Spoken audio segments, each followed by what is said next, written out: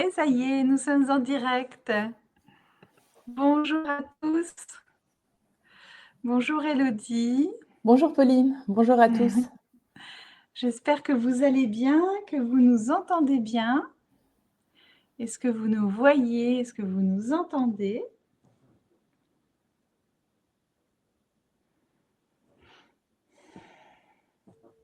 Est-ce qu'il y a des réactions déjà dans le chat? Allô, allô, est-ce qu'il y a quelqu'un ou est-ce que nous sommes seuls, Elodie et moi? On va vous laisser arriver au fur et à mesure, mais dites-nous, laissez-nous un petit mot, dire si vous êtes là, vous nous voyez. Vous entendez pour le moment dans le chat? Ah, Anne-Sophie, merci. Oh, bah super. On nous entend et on nous voit bien. Bonjour Thomas. Bonjour Thomas. Et ben voilà, on vous laisse arriver au fur et à mesure. Bonjour Sonara, bonjour Manuela, Céline, Sabine, merci, merci de votre présence. Gwenaëlle, Laetitia, Raphaël, mais vous êtes nombreux, c'est magnifique. Merci, merci Christelle, Laure. Et ben voilà, c'est parti. Donc bienvenue à cette nouvelle interview mensuelle. Et donc pour cette interview aujourd'hui, je suis heureuse d'être avec vous et puis avec Elodie. Donc nous allons être ensemble jusqu'à 9 heures. Donc l'objectif de ces interviews, je vous le rappelle, même pour les habitués, c'est partager avec vous mon réseau de cœur et de confiance et puis vous partager, vous apporter des conseils, des tips, de l'inspiration pour aller encore plus loin et plus en profondeur aussi avec votre business. Donc je suis Pauline Germain, consultante et mentor en relations interpersonnelles au service des indépendants. Je vous aide à créer des relations solides et joyeuse avec vos prospects, vos clients pour un business qui dure. Donc le thème du jour choisi, c'est l'intelligence émotionnelle, une alliée pour mon business, point d'interrogation. Alors déjà, quand voilà, vous entendez intelligence émotionnelle, à quoi ça vous fait penser? Dites-nous tout, en un mot. Bonjour Sandra, Alexandra, Mylène, Nathalie. Ah, ça ne bouge plus. C'est peut-être des problèmes de connexion. Non, ça a l'air d'aller. Alors, intelligence émotionnelle, est-ce que ça vous parle? Qu'est-ce que ça génère chez vous? Peut-être déjà des questions?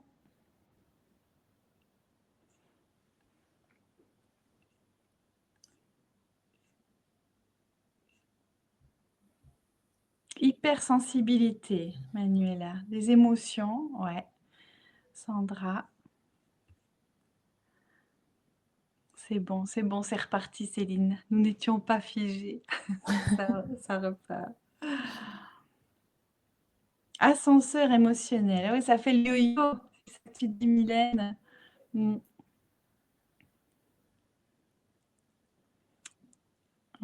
va attendre un dernier. Intelligence déjà. Bonjour Christelle. Écoutez avec le cœur. Merci Laure.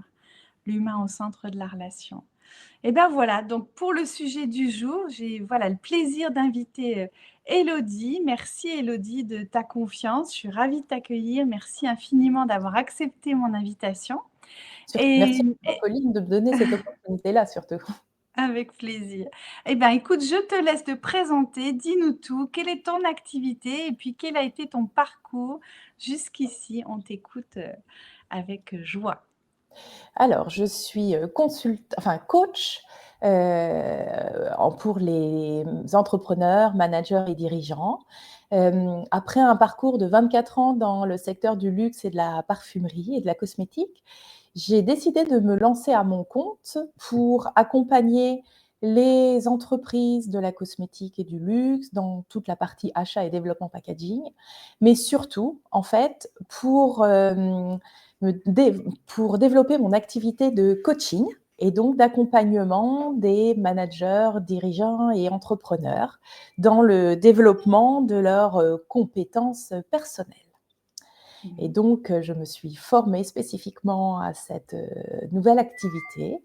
Et lors de ma formation, j'ai découvert différents outils, dont l'outil de l'intelligence émotionnelle que j'ai joie de vous partager aujourd'hui. Tu vas tout nous dire. Alors déjà, éclaire-nous l'intelligence émotionnelle, de quoi on parle? Alors tout à l'heure, dans les commentaires, on a vu, quand tu as posé la question, Pauline, sur l'intelligence émotionnelle, il y a beaucoup de choses qui sont revenues sur les émotions. Mmh. Alors l'intelligence émotionnelle, c'est bien sûr lié aux émotions, mais ce n'est pas la gestion des émotions. Mmh. L'intelligence émotionnelle, c'est la capacité qu'a un individu à reconnaître ses propres émotions, celles des autres, et à les utiliser pour guider sa pensée, ses comportements et la manière, et cela va impacter sa manière de décider et son comportement envers lui-même et envers les autres. D'accord. Donc ça veut dire que, tu parles de compétences émotionnelles, c'est pas la même chose que les émotions? Exactement. Mmh. Les émotions, c'est en fait des réactions instinctives qu'on a par rapport à quelque chose qui arrive. Elles sont générées par notre cerveau pour répondre à une situation précise. Et les émotions, elles sont universelles et spontanées. Et les émotions primaires, elles sont au nombre de 6. C'est la peur, la tristesse, la colère, le dégoût, la surprise et la joie. L'intelligence émotionnelle, c'est ce que tu fais de tes émotions. Donc, Mmh. c'est des éléments qui sont différents. Et l'intelligence émotionnelle, elle va regrouper des compétences émotionnelles qui sont plus globales que nos émotions. D'accord. Et donc Et, c'est vas-y, je te laisse, dérouler. et en Mmh. fait, l'intelligence émotionnelle a été développée dans les années 90 par Daniel Goleman, qui a travaillé en fait sur cette compétence, parce qu'à ce moment-là, on parlait beaucoup d'intelligence plutôt intellectuelle. Mmh. Et l'intelligence émotionnelle est une compétence importante aussi pour évaluer la performance et mesurer la performance de la personne. Et aujourd'hui, dans le domaine professionnel, on parle de cette compétence intellectuelle qui sont les hard skills des Mmh. personnes. Je suis fort en commerce, je suis compétent en commerce, j'ai des compétences en négociation, en finance, en achat, voilà. Mais par contre, il y a aussi des compétences humaines, des compétences émotionnelles qui font faire que la relation interpersonnelle que je vais avoir et la manière dont je vais interagir, même avec moi-même, vont développer mon leadership. Et c'est ça qu'a travaillé Daniel Goleman. Et moi, j'ai été, lors de mes recherches et de mes formations, j'ai rencontré un outil qui s'appelle l'UKI, qui est l'inventaire d'intelligence émotionnelle, qui a été développé dans la fin des années 1990 par un psychologue israélien. Et cet outil permet d'évaluer 15 compétences émotionnelles qui vont Ah, avoir un impact sur ta perception de toi, ton expression individuelle, tes relations humaines, ta prise de décision et ta gestion du stress. d'accord. Donc tu parles de 15 compétences. Oui, Est-ce que alors tu veux que je partage? Tu je m'as veux bien que tu partagé un partages document? Mmh. les différentes roues. Alors, là, vous voyez en fait 2 roues qui sont différentes. Donc, à gauche, vous voyez la roue des émotions qui représente en fait, pour les 6 émotions primaires dont je vous ai parlé tout à l'heure, des émotions secondaires un peu plus affinées. Et vous voyez après la roue de l'intelligence émotionnelle. Excusez-moi, la roue des émotions, elle est sur la gauche, la roue de l'intelligence émotionnelle, elle est sur la droite. Et dans la roue de l'intelligence émotionnelle, vous voyez les 5 domaines de compétences dont je vous ai parlé: la perception de soi, l'expression individuelle, les facultés relationnelles, la prise de décision et la gestion du stress. Et dans ces 5 domaines de compétences, vous avez dans chaque domaine de compétences 3 compétences propres. Par exemple, quand on parle de la perception de soi, vous avez l'amour-propre, la réalisation de soi et la conscience de soi émotionnelle. Donc, c'est sur ces 15 compétences que l'intelligence émotionnelle va travailler. Pourquoi on le représente sous la forme d'une roue? On le représente sur la forme d'une roue parce qu'il y a une interaction très forte entre ces 15 compétences.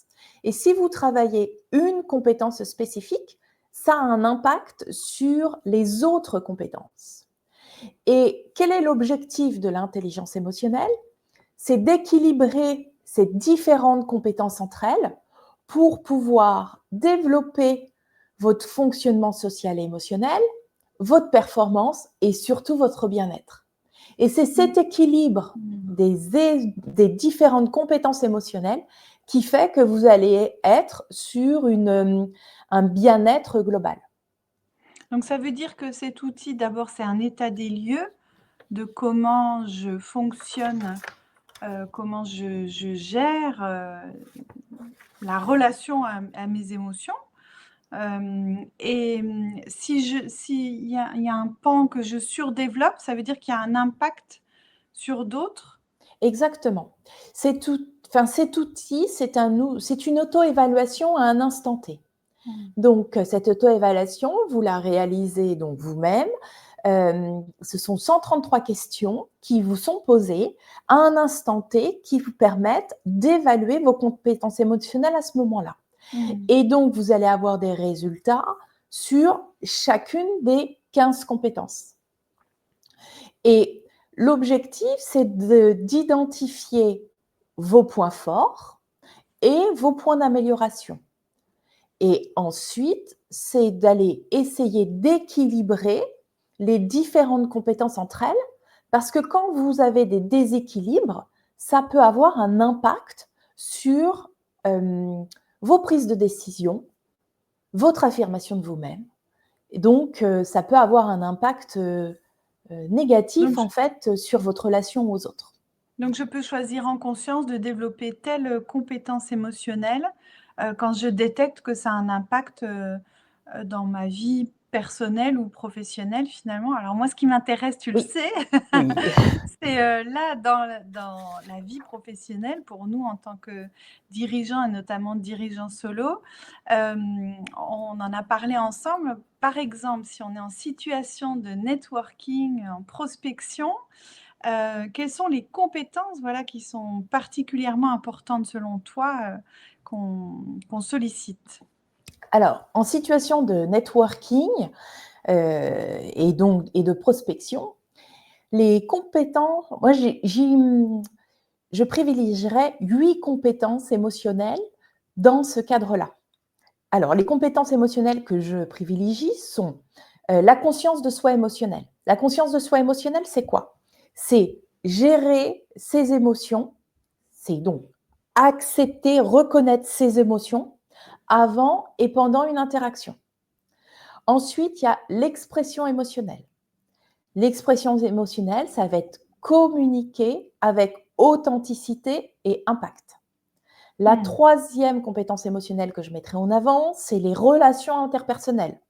Donc, c'est créer du lien de confiance avec les prospects et pendant le networking.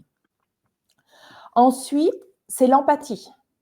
Compétence qui va te permettre de comprendre les besoins et les attentes de tes interlocuteurs.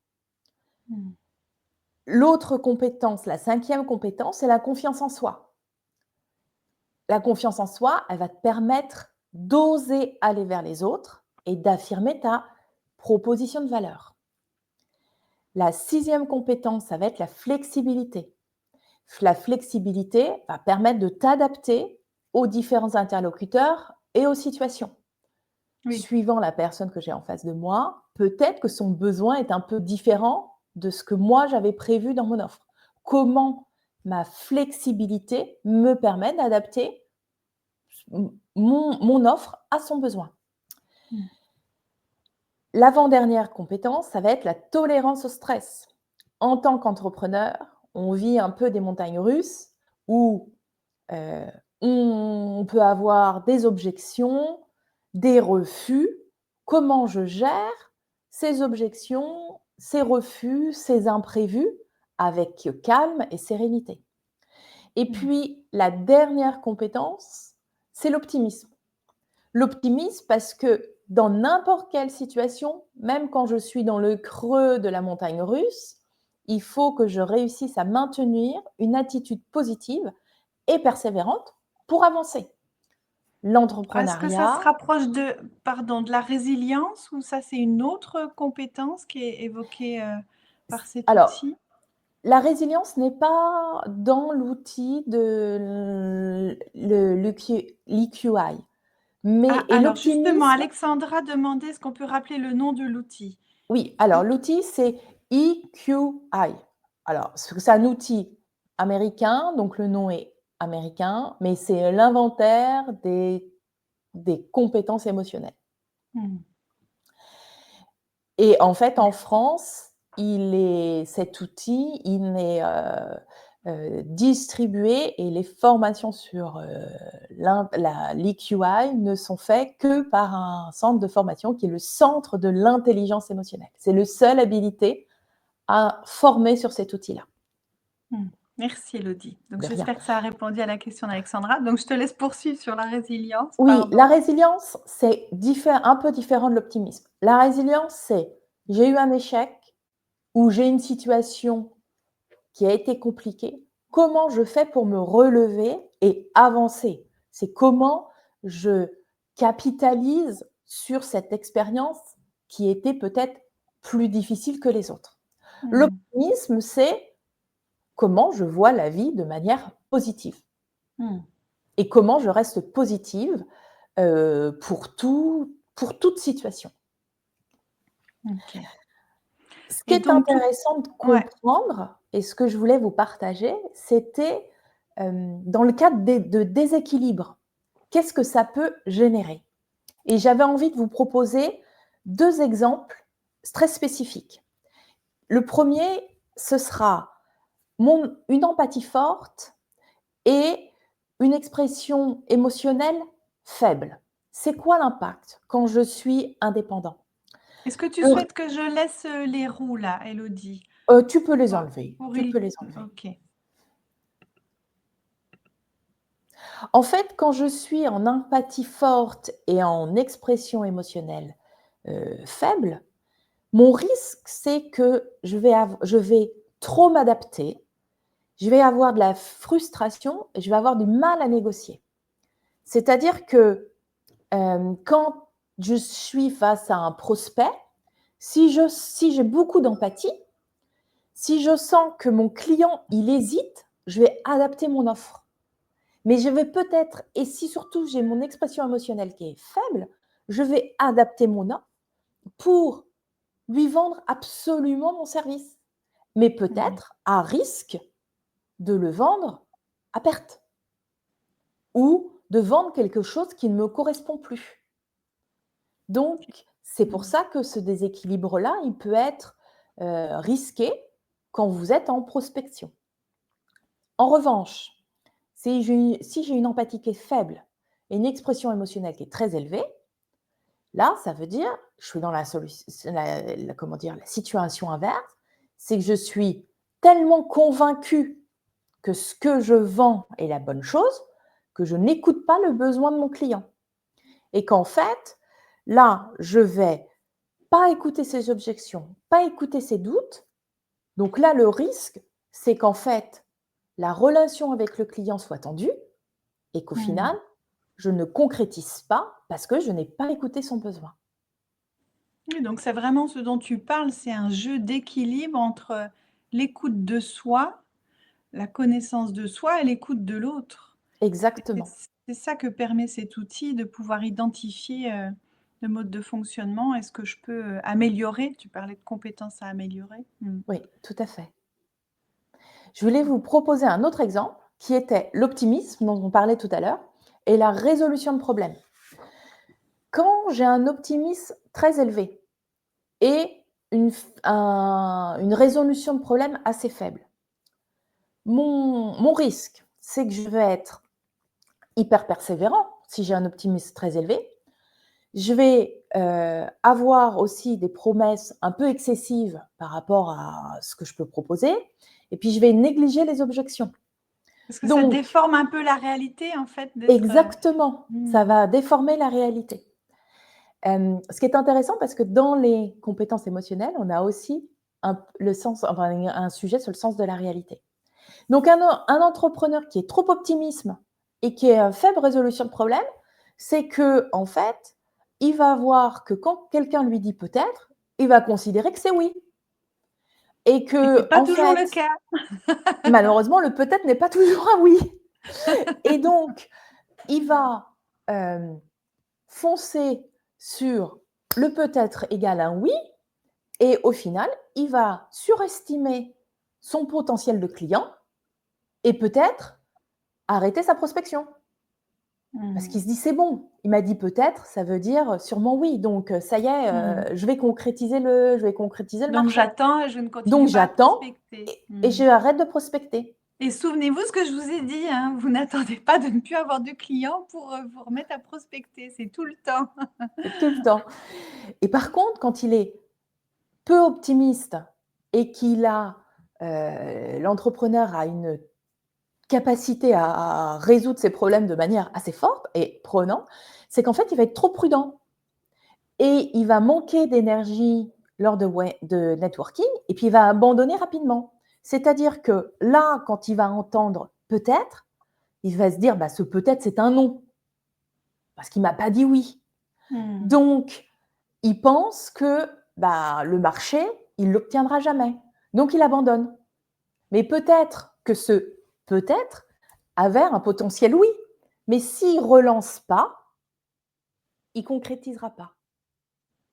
Donc, c'est pour ça que c'est intéressant d'avoir un équilibre entre l'optimisme et la résolution de problèmes, parce que ça permet de se dire, le peut-être, je l'entends comment? Je l'entends, oui, mais il faut peut-être retravailler quelque chose et adapter, ou j'entends oui, peut-être non. Voilà, comment je Je vais trouve les creuser, bonnes. quoi. Est-ce que je m'en tiens à, voilà, à la première réponse ou est-ce que je vais plus en Exactement. Comment je profondeur, creuse pour aller plus loin, pour vraiment concrétiser. remettre en question, ouais, chercher Exactement. les objections, ouais, Oui, accompagner le tout à fait. prospect.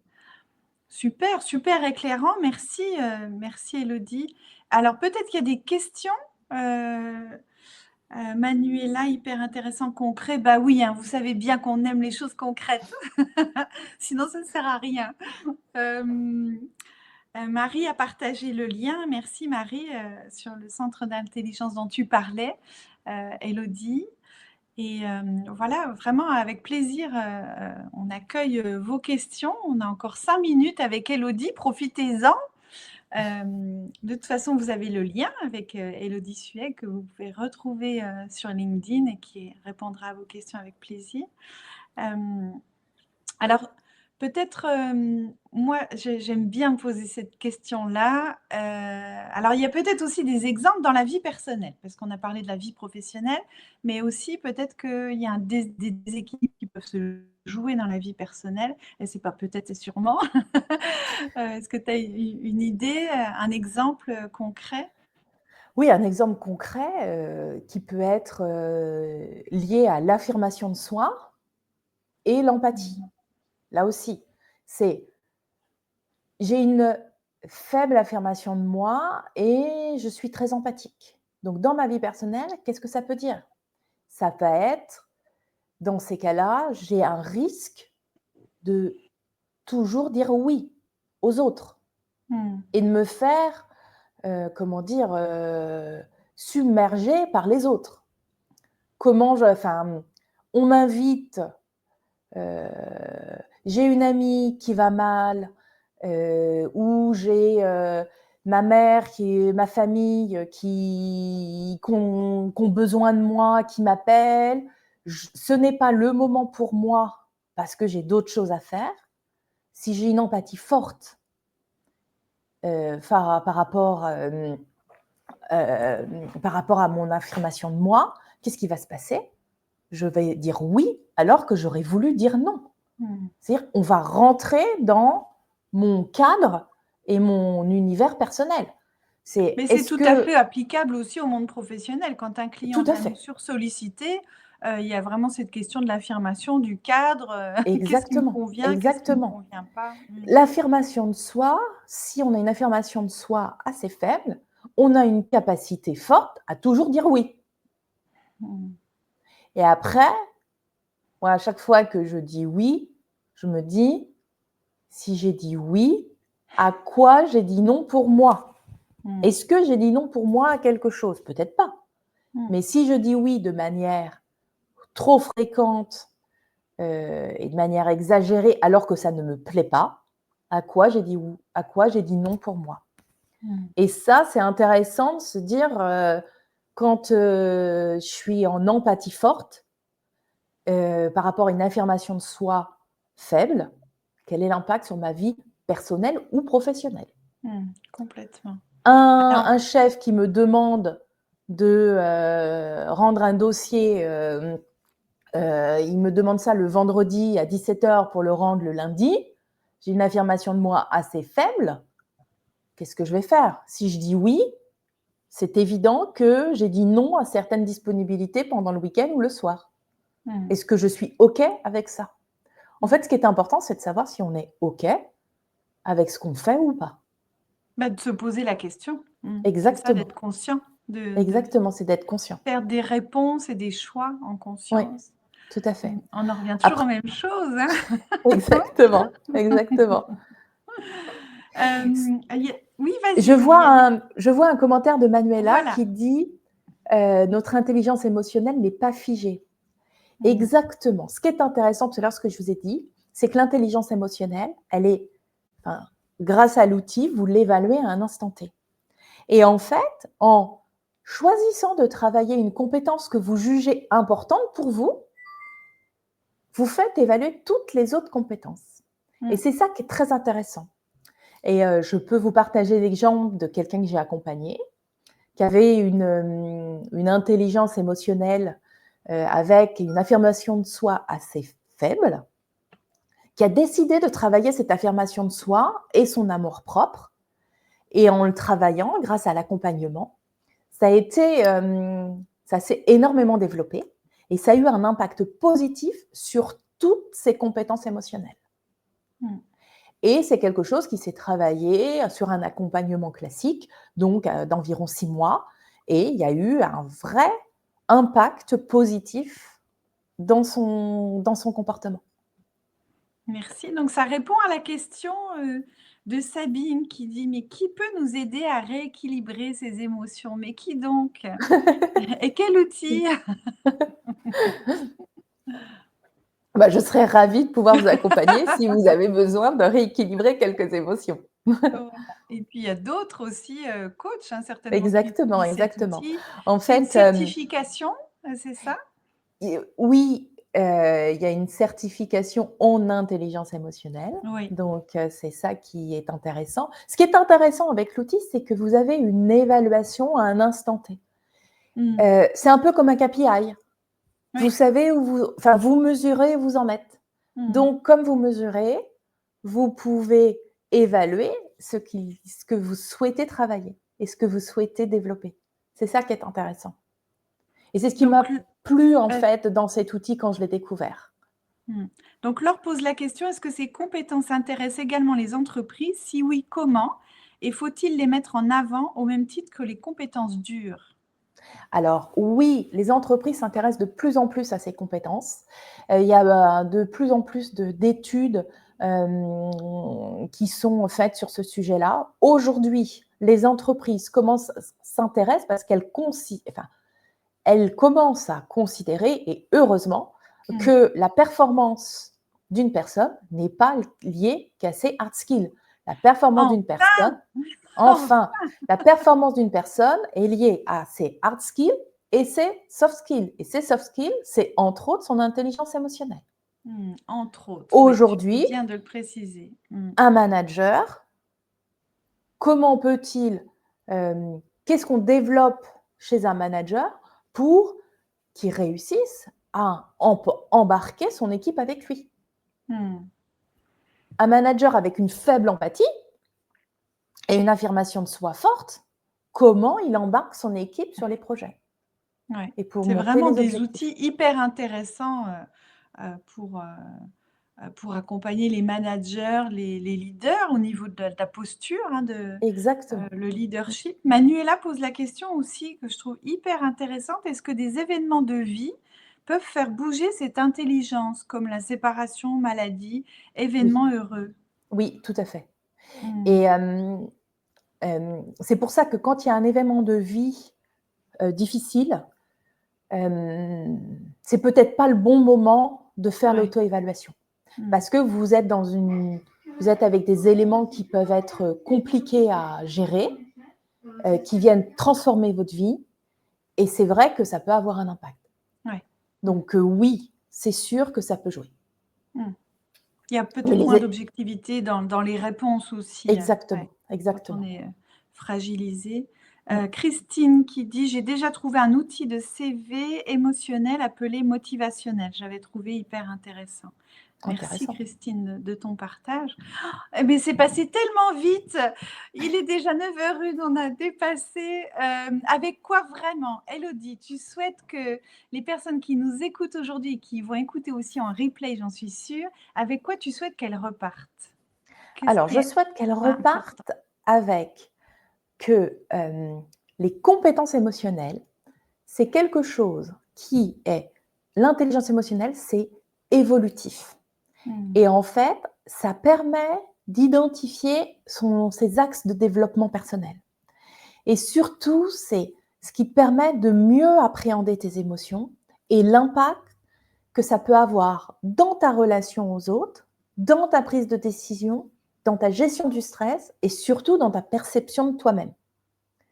Et c'est ça qui moi, m'a énormément plu, c'est le fait que ce soit évolutif et que Mmh. toi, en tant qu'acteur de ton changement, tu peux jouer sur tes compétences émotionnelles. Ouais, que rien n'est gravé dans le marbre. Ça, merci Rien vraiment n'est à gravé dans toi. le marbre. Ouais, c'est, tout est évolutif et puis il y a pas de bon ou mauvais profil. L'objectif, c'est de trouver un équilibre qui nous convienne en fonction de l'impact qu'on peut percevoir, dans notre vie personnelle ou professionnelle. Donc déjà de prendre conscience et puis de prendre la décision, en conscience de développer tel aspect et d'être, accompagné et au choix d'être accompagné et moi je trouve que c'est un outil hyper intéressant donc merci vraiment de nous l'avoir présenté aujourd'hui. Merci à tous d'avoir été présents, de votre participation, de vos interactions. Si vous avez d'autres questions, n'hésitez pas à les mettre en commentaire. Élodie y répondra avec plaisir. Merci Élodie, merci de ta confiance, d'être partie en live aujourd'hui avec moi, d'avoir partagé, je sais que c'est un sujet qui te tient particulièrement à cœur. Voilà, peut-être tu veux ajouter quelque chose? Bah, merci Pauline de m'avoir donné cette opportunité-là. Merci à vous tous pour votre écoute et vos commentaires. Et comme l'a dit Pauline, je serais ravie de répondre à vos questions si vous en avez pour creuser plus ce sujet avec vous. Eh ben, merci à tous. Au revoir Élodie, Au revoir, à et bientôt. puis, de ta générosité, de ta confiance. Excellente journée à tous, belle, fin de semaine et continuez à vous écouter, à faire des choix en conscience. Merci et souvenez-vous, vous êtes le joyau de votre vie et de votre business, hein. On s'en souvient. À bientôt.